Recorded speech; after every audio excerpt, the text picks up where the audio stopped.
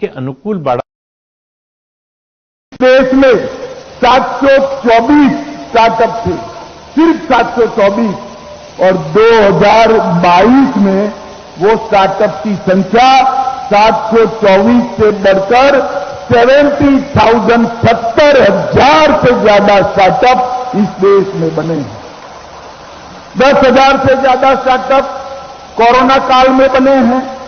107 startup 2016 से पहले सिर्फ 4 स्टार्टअप यूनिकॉर्न स्टार्टअप थे, आज 107 स्टार्टअप यूनिकॉर्न स्टार्टअप की क्लब में शामिल हो चुके हैं। और मित्रों, यहां ढेर सारी छात्राएं भी हैं, मैं उनके लिए कहना चाहता हूं 44% स्टार्टअप महिलाओं के द्वारा चलाए जाते हैं। महिलाएं भी इस देश में बहुत बड़ा योगदान कर सकती है, ये इसका परिचय है। और हम सब छोटे छोटे गांव से, छोटे छोटे शहरों से आते हैं। ये जो स्टार्टअप है, इसमें करीब करीब 50% स्टार्टअप 2 टायर और 3 टायर के शहर से आते हैं। ये हमारे लिए एक प्रेरणा का मौका है। देश में पहले पेटेंट रजिस्टर करने वालों की संख्या बहुत कम थी। 2013-14 में 3,000 पेटेंट के आवेदन जाते थे। 2021-22 में 3,000 से बढ़कर 1.5 लाख पेटेंट के रजिस्ट्रेशन के एप्लीकेशन भारत से हुई। और पहले 211 पेटेंट रजिस्टर्ड होते थे। 2021-22 में 211 से बढ़कर 24,000 पेटेंट रजिस्टर करने का काम भारत के युवाओं ने किया है। मित्रों, IIT, IIM, AIIMS, medical college, विश्वविद्यालय और कॉलेजों की संख्या में बहुत बड़ी बढ़ोतरी की है। आज मैं युवाओं को कहने आया हूं, इतने उत्कृष्ट संस्थान में पढ़ लिख कर आप डिग्री लेकर बाहर जा रहे हैं। आपके लिए समग्र विश्व की क्षितिजों को हमारे देश के प्रधानमंत्री जी ने खोल कर रखा है। मोदी जी ने भारत और भारतीयता दोनों के गौरव को विश्व भर में बुलंद करने का काम नरेंद्र मोदी जी ने किया है।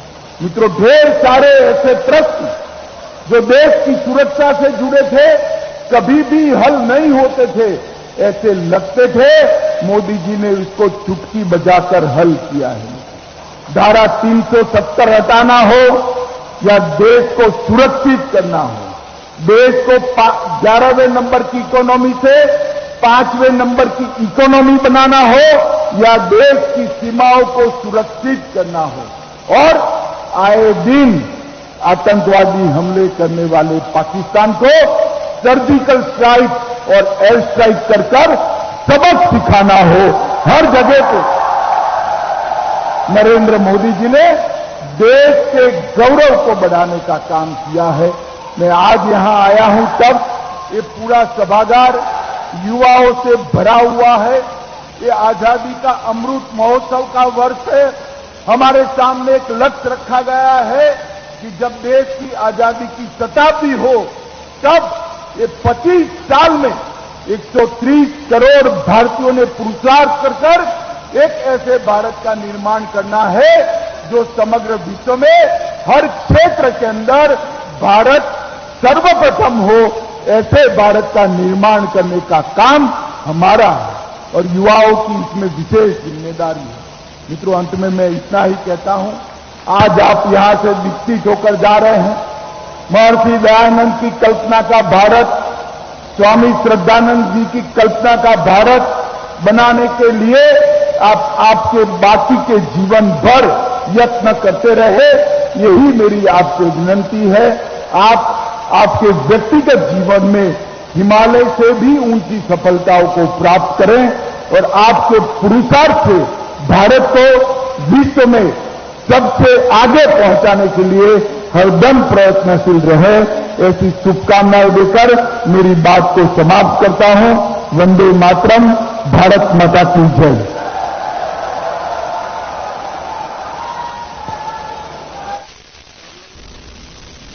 वहीं मुख्यमंत्री पुष्कर सिंह धामी ने महासिद्धिदात्री को समर्पित चैत्र नवरात्रि के 9वें दिवस पर रामनवमी के पावन अवसर पर मुख्यमंत्री आवास में संपूर्ण विधि विधान से देवी स्वरूपा कन्याओं का पूजन किया और इस दौरान मुख्यमंत्री ने आदिशक्ति मां भगवती का आशीर्वाद प्राप्त किया।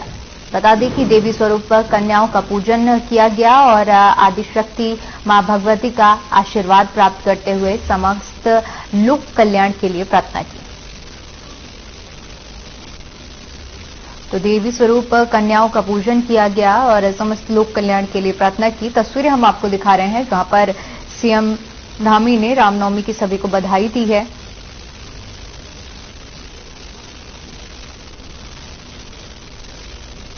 वहीं देहरादून में मेयर सुनील उनियाल की संपत्ति को लेकर लंबे समय से बवाल चल रहा था, जिसके बाद मेयर ने प्रेस कॉन्फ्रेंस के जरिए मीडिया के सामने अपनी बात रखी। इस दौरान उन्होंने कहा कि उन्होंने चुनावी घोषणा पत्र में अपनी पूरी संपत्ति का ब्यौरा दिया था और साथ ही उन्होंने कहा कि 18 साल की उम्र में काम शुरू कर दिया था, जिसके बाद उन्होंने कई संपत्तियां खरीदी और बेची। साथ ही उन्होंने कहा कि उनकी कई संपत्तियों के रेट समय के साथ साथ बढ़ गए थे, जिसका उन्हें मुनाफा मिला है और उनका कहना है कि उनके खिलाफ षड्यंत्र रचा गया है और वे जल्द मामले की जांच कराकर आरोपियों के खिलाफ कार्रवाई करेंगे।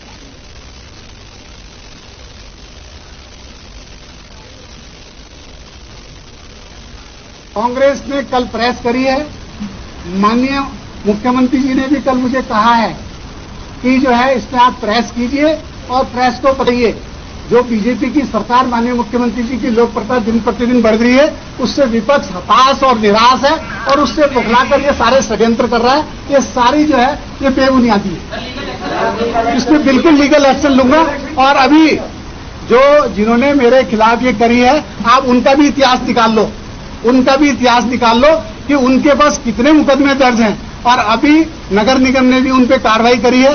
और जो मेरे और हमारी कुछ बहनें भी जो है उनसे भी आप संपत्ति का ब्यौरा इकट्ठा कर लो। मैंने तो बता दिया कि मैं 18 साल की उम्र से काम कर रहा हूं और मैंने ये काम किए। लगभग 15 काम है, अगर आप कहो तो मैं गिनवा दूं आपको। 15 काम मैंने करे हैं, है ना। तो आप उनसे भी पूछ लीजिए कि जो दूसरों पे आरोप लगा रहे हैं, जिसका घर शीशे का होता दूसरे घर पत्थर नहीं फेंकता। मैंने अगर संपत्ति जुटाई है तो मैंने अपनी संपत्तियां बेच के नई संपत्तियां जुटाई है। उसके नवरात्रि में मां की आराधना करने का विशेष महत्व होता है। धर्मनगरी हरिद्वार में मां के मंदिरों में भक्तों का तांता लगा हुआ है। भक्त मां को प्रसन्न करने के लिए नवरात्र में व्रत रखते हैं। अष्टमी और नवमी के दिन कन्या पूजन कर अपने व्रत का समापन करते हैं। आज मां के भक्तों ने नवमी के मौके पर कन्या पूजन कर अपने अपने व्रत का समापन किया। वहीं भक्त दीप दान का और दीपापाल का कहना है कि नवरात्रि में हर दिन मां के अलग अलग रूपों की पूजा की जाती है। अष्टमी के दिन मां गौरी की पूजा की जाती है और आज हमने अपने व्रत का समापन किया है। तो नवरात्र का आज आखिरी दिन है और जिसको लेकर आज मंदिरों में भक्तों की भीड़ देखने को मिल रही है। वहीं कुछ लोगों ने आज कन्या पूजन कर अपने व्रत को भी खोला है।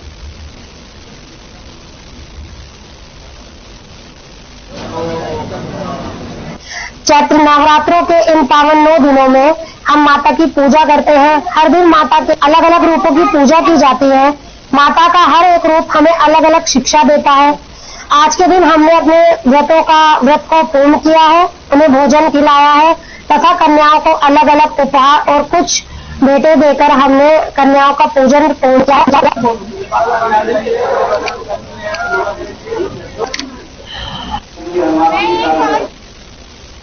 चलिए खबरों में आगे बढ़ते और बात करते हैं हरिद्वार की, जहां के कांग्रेस की महिला कार्यकर्ता को रानीपुर मोड़ में गिरफ्तार किया गया है। आपको बता दें गृह मंत्री अमित शाह के आने से पहले रानीपुर मोड़ पर कांग्रेस के कार्यकर्ताओं का विरोध प्रदर्शन चल रहा था।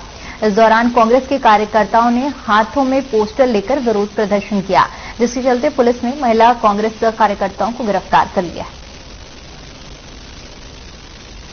तो कांग्रेस की महिला कार्यकर्ता विरोध कर रही थी। बता दें कि केंद्रीय गृह मंत्री आज हरिद्वार के दौरे पर थे और इसी दौरान महिला कार्यकर्ता विरोध प्रदर्शन अपना जता रही थी और इसको लेकर फिर पुलिस ने सभी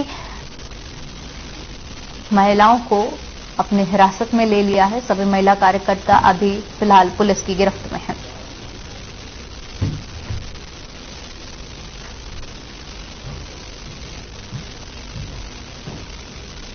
वहीं पटवारी भर्ती पेपर लीक कांड के आरोपियों के खिलाफ एसआईटी बड़ी कार्रवाई करने जा रही है। एसआईटी ने उत्तराखंड लोक सेवा आयोग के अनुभाग अधिकारी संजीव चतुर्वेदी समेत 5 लोगों के खिलाफ पेपर लीक कराकर बनाई गई संपत्ति को जब्त करने के लिए जिलाधिकारी को रिपोर्ट भेजी है। जिलाधिकारी की संतुष्टि मिलने के बाद आरोपियों से 72,60,000 रुपए की संपत्ति को जब्त किया जाएगा। बता दें कि पटवारी और जेई पेपर लीक मामले में हरिद्वार के कनखल थाने में मुकदमा दर्ज है, जिसमें 36 लोगों को गिरफ्तार कर जेल भेज दिया जा चुका है। वहीं कुल 22 लोगों पर गैंगस्टर एक्ट की धारा भी लगाई गई है।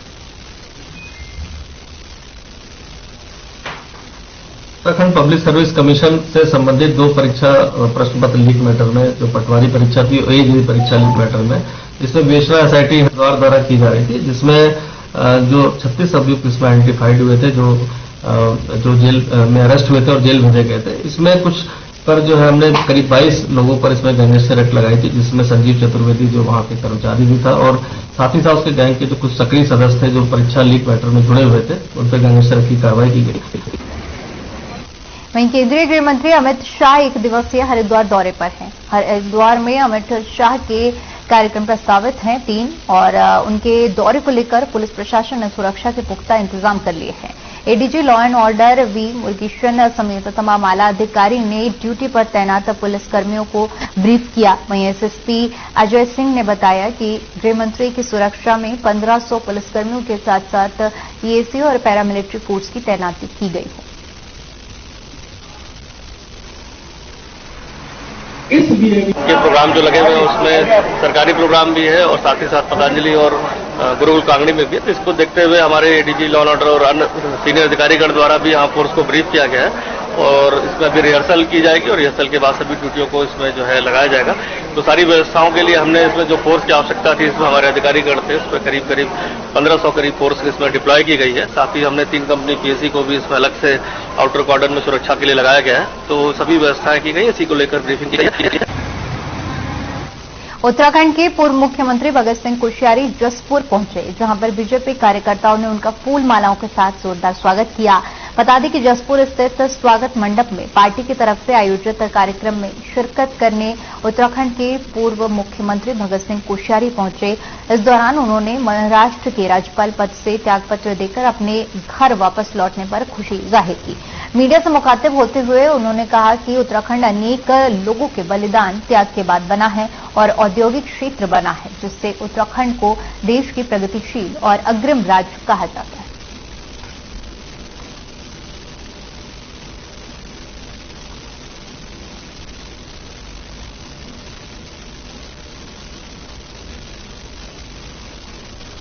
वहीं धामी सरकार का 1 साल पूरा होने पर विकास नगर में कार्यक्रम का आयोजन किया गया, जिसमें बतौर मुख्य अतिथि क्षेत्रीय विधायक मुन्ना सिंह चौहान समेत तमाम अधिकारियों ने शिरकत की। कार्यक्रम को संबोधित करते हुए विधायक मुन्ना सिंह चौहान ने प्रदेश की धामी सरकार और केंद्र की सरकार की जमकर तारीफ की।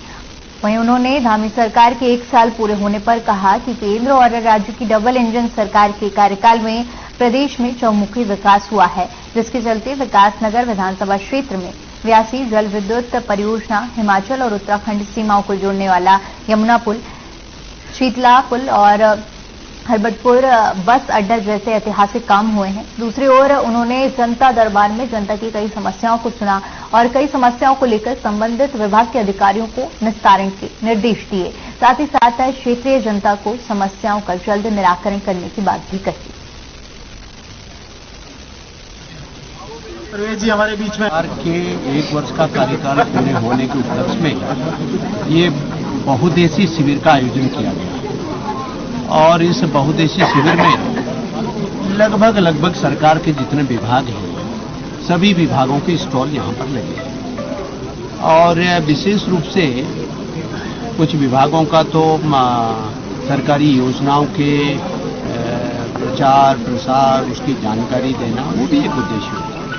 लेकिन इस कैंप में अधिकांश जो जनसुनवाई है, किसी की कोई निजी शिकायत है, कोई उसको कोई कठिनाई है। चलिए फिलहाल के लिए इस बुलेटिन में इतना ही। बाकी तमाम बड़ी खबरों के लिए बने रहिए हमारे साथ। नमस्कार।